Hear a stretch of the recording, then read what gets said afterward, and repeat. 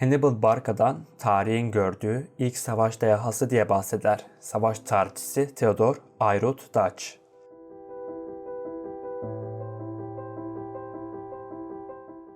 Tarihte çoğu komutanın gaddar ve vahşi olduğunu hepimiz iyi biliyoruz. Fakat Hannibal bunlardan daha farklıydı. Merhametli ve dürüst bir kişiliğe sahipti. Bunlar dışında inatçı bir kişiliğe de sahipti. Çünkü ne olursa olsun her zaman hedefine odaklı bir insandı. Kendi ordusundan fazlasıyla büyük orduları bolca yok etmişti.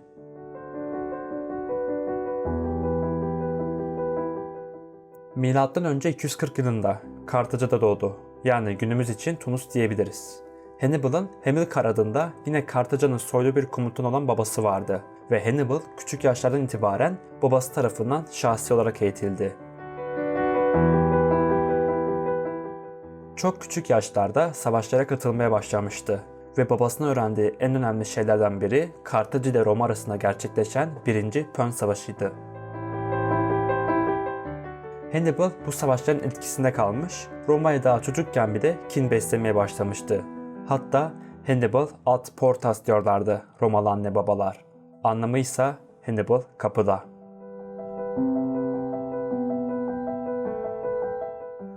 Coğrafyayı çok iyi okuyordu Hannibal. Babası öldükten sonra hemen Roma'nın üzerine gitmek için hazırlıklara başladı ve ilk işi İspanya'ya girmek oldu. 2 sene gibi kısa bir sürede tüm İber Yarımadası'nı kontrol altına aldı. 1. Pön Savaşı'na Kartaca Roma'ya yenilmişti ve anlaşma imzalamışlardı. Fakat Kartaca İspanya'ya girdiğinden dolayı anlaşma ihlal edilmiş oldu.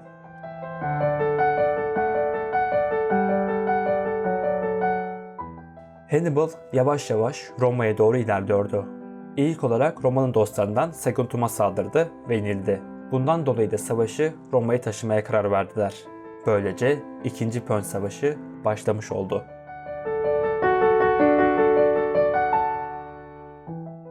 Hannibal kardeşi Hasdrubal'ı İspanya'da bıraktı ve İtalya'ya doğru yola çıktı. Pirene Dağları'nı geçmek için yola çıktığında yanında 100.000 asker ve 37 fil vardı. Pirene Dağları rahat bir şekilde geçilmedi. Orada bir sürü kabileler ile savaştılar, olumsuz dağ koşullarıyla karşılaştılar. Fakat onlar pes etmediler ve her zaman ilerlemeye devam ettiler. Rhone Vadisi'ne geldiği zaman hiç beklenmeyecek bir plan yaptı. Tehlikeli olmasından dolayı normal yol yerine dağların içine kendileri yol yapıp oralardan geçecekti. Hatta bununla ilgili oldukça popüler bir sözü de bulunuyor. Ya yeni bir yol bulacağız ya da yeni bir yol açacağız.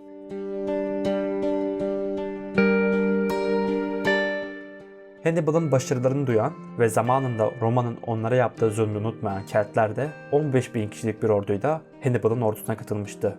M.Ö. 218 yılında Roma ile 2 savaş yaptılar. Bu savaşlara Ticinus ve Trebia deniyordu. İkisini de Hannibal kazandı ve resmen Roma'dan çok daha güçlü olduğunu dünyaya kanıtlamış oldu. Hannibal bu savaşlardan sonraki yapacağı savaş ile adını tüm dünyaya duyuracaktı. Romalılar Kartaca ordusuna vur-kaç taktiği yapıyordu ve bu gerçekten başarılı oluyordu. Kartaca ordusu gittikçe zayıflıyordu fakat bundan sonra Hannibal çevrelerinde olan Latin şehirlerini kışkırtmaya çalıştı. Romalılar ellerinde olan son düzenli orduyu tamamen Hannibal'ın üstüne saldılar fakat 40.000 kişi kalmış olan Kartaca ordusu hilal taktiğiyle Romalıları yendi ve Capua şehrini ele geçirdi. Hannibал'ın hiç hesaba katmadığı bir şey oldu. Napoli ve Roma seferine hazırlık yaparken Kartaca senatosu sırf kıskançlık yüzünden bütün desteğini kesti. Bu haberi alan Romalılar hemen eski vur-kaç taktiklerine dönüp yeni ordu kurmaya koyuldular. Başlarda söylediğim gibi kardeşini İspanya'da bırakmıştı. Hannibal hemen gidip kardeşinden destek istedi. Fakat kardeşi Hasdrubal Romalılar tarafından destek gönderemeden öldürüldü. Başka bir kardeşi daha vardı. Adı da Mago Barca'ydı. O biraz daha dayanmış olsa da birçok başarı elde ettikten sonra o da daha fazla ilerleyemedi. Hannibal gerçekten zor durumda kalmıştı.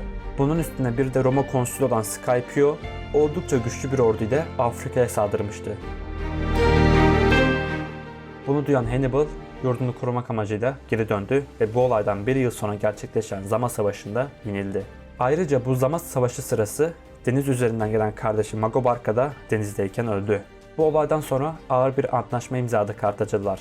Hannibal Kartaca'da kalmaya devam etti ve savaş hayatını bitirerek siyasete atıldı. Ancak Romalılar hala ondan korkuyordu ve Romalılar Kartaca'ya bir heyet gönderdiler. Hannibal'ın gizlice kendilerine karşı Suriye hükümdarı ile işbirliği yaptığını öne sürdüler. O günden sonra Hannibal, Kartaca'ya zarar vermemek için gönüllü olarak sürgüne gitti.